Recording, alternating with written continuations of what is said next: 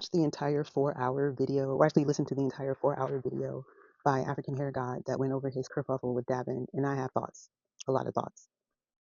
The first being, it's interesting to me that Davin and her friend have issues with a gay black man um, speaking on black hair when the inventor of the hair type system that they use, the 4C system that they use, or the terminology, was created by a gay black man who is actually problematic. He was a known texturist and colorist. I think colorist, but definitely a texturist. I don't think, I think it's interesting that no one thinks about the fact that a black man invented a typology system and put hair of African descent at the bottom of that typing system. It's almost like going somewhere like Sweden and then all the colors of makeup that they have are for tan and brown women, and then they have two or three at the end for white skinned women. Think about what that means. So he creates this hair typing system, and he said that the best thing you can do with type 4 hair or 4C hair is to straighten it. And he got in trouble for that because that's what he believes. And him putting black hair at the bottom of his typing system is a reflection of that. If you wonder why type 4 or 4C hair is used as almost like a racial slur, like a pejorative, it's because the man who invented it hates black hair. The hair typing system is not scientific. It's not rooted in any sort of clinical studies or any sort of real understanding of hair at all. What's funny to me is that Devin doesn't have that type of hair, but she still uses the term to refer to her hair because she understands, whether she admits it or not, that it just means bad hair. I wish black people would stop using it. I wish people with coily hair or hair that indicates that they're of African descent stop using the hair typing system. There's no better time to be a woman of African descent in terms of hair than right now. That is post-colonialism and post-enslavement. There's no better time than right now.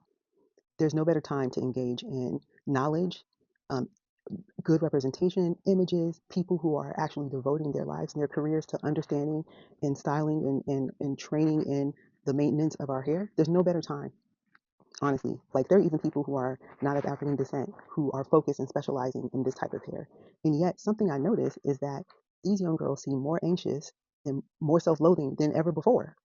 It's like you have access to more information, more imagery, more examples of how the potential in your hair, and yet you hate it even more. And I think it's tied to the 4C stuff, but I also think it's tied to something else. Because I noticed that like some of y'all think that the natural hair movement started with YouTube, and it didn't. This is a decades long movement with different cycles. It goes through different cycles, right?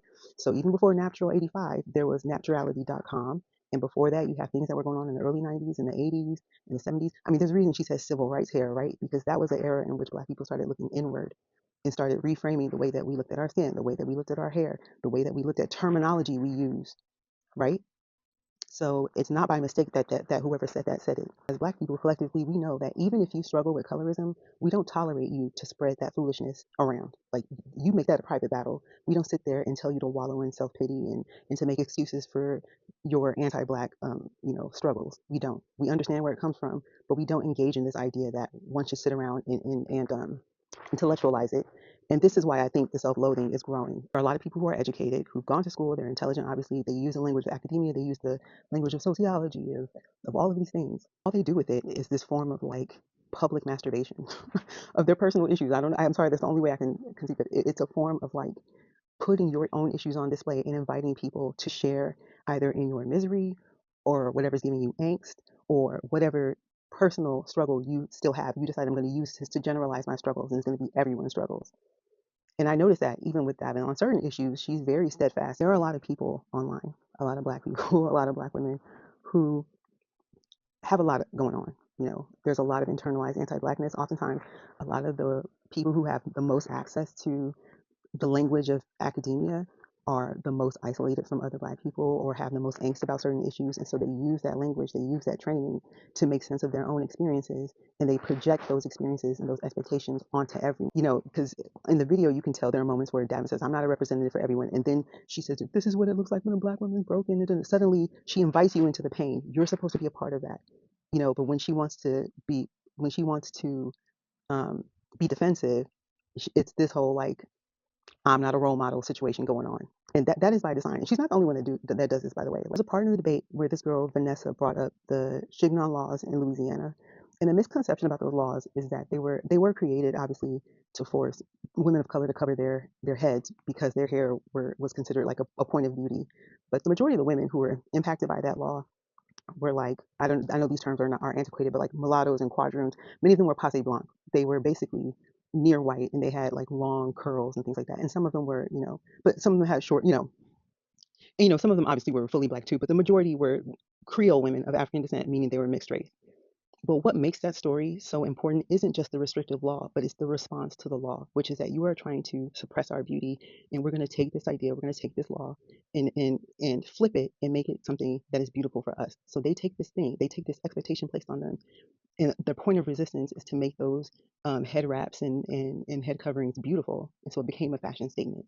That should have been the lesson I think that Vanessa really should have kind of drove home with that whole debate, because this idea that because this is something that the world placed upon you, this is how you have to see yourself, and to invite other people to pity you while you speak negatively with a platform of nearly 500,000 people about your hair, and to invite people to participate in that is irresponsible and it's unethical and it's anti-black. It is. It is.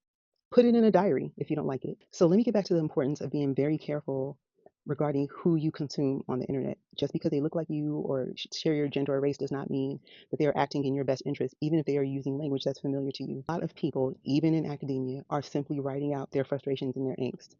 That's all they're doing. And you don't have to take those burdens on. I work in the aesthetics field, and now I have a kind of academic interest in aesthetics. And one lesson that I have learned and that I tell other people is you need to learn how to be ugly with dignity. Be ugly with dignity. Just like that woman that was crying about, oh, nobody at my job, at your motherfucking job, hits on you. Put that in a diary. That doesn't belong online. It doesn't. Sorry. And I'm not saying that you don't deserve a safe space to discuss certain things, but that space is not on TikTok with a 500,000 followers. It's not. If you're still employed at Amazon, that space is not on the internet to talk about how nobody at your job hits on you when there's a whole human resource department. Some of y'all have adopted this idea that the public square is where you let all your feelings out, and that's just not the way it has ever been or that it's supposed to be. You are influential, and there are a lot of young women. You are influential, and there are a lot of young women watching and listening and absorbing, even if they think they're not. They're doing it passively, but they're doing it. And if you care, if you care at all, you need to consider that the way that you talk about yourself and the way that you talk about your features. And I think that's the bottom line. Davin was dead wrong. I think she knew it, which is why she handled this the way that she did. I had my run-ins with her a few months ago on my other channel that got banned somehow. Um, yeah, she said that men like thin women because they like children, thin adult women because they like children. And all I said was that correlation and causation are not the same thing. Some men are like that, not all men. And she immediately, honed in on me. I got the same look, right? And I noticed she didn't come with that energy with African Hair God, but I digress. I got this, and we had a little discussion, and I think I defended my position pretty well.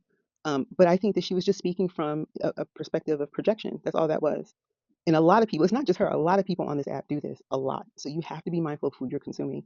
Even with this Onyeka stuff, there was a girl who, a creator I really respect, who said that like what you wanted was a fantasy, and that fantasy is not for you. You're black. And I just thought to myself, like, you are a black woman saying this. If anybody else said this to her, that we would call it what it is. That's racist. And I'm sure the woman didn't mean it that way at all. But it was an insane comment, especially since right now there's a dark skinned black woman living in one of the wealthiest, living amongst and married into one of the wealthiest monarchies in Europe right now. And I'm not talking about Megan. I didn't know I was Black Markle. Some of y'all are just taking the language that sounds revolutionary, it sounds progressive, but you are pushing regressive ideas. That's all you're doing on the internet all day long. You're projecting your self hatred, you're projecting your self loathing, you're projecting your self esteem issues, you're projecting your anti blackness on other black people, and you're using progressive language to do it. That's it. So I think African Hair God was dead right. That's it.